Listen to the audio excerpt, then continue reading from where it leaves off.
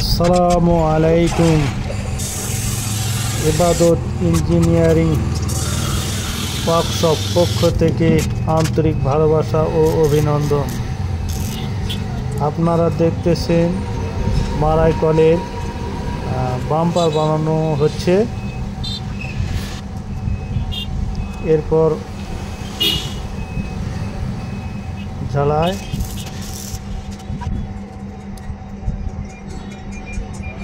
এগুলো পাতি ভাঁজ করানো হয়েছে রোডারের জন্য এটা। আর এই যে বাম্পার পাশে গোলায় আছে অটো গোলায়, এবং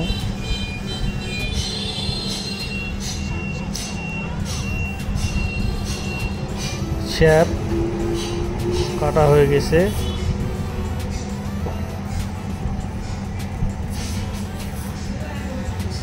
চাকা মারাই কলের ভিতরে চাকাগুলো দেওয়া হয় ওজন বাড়ানোর জন্য। ওজনটা বাড়লে শক্তি হয়।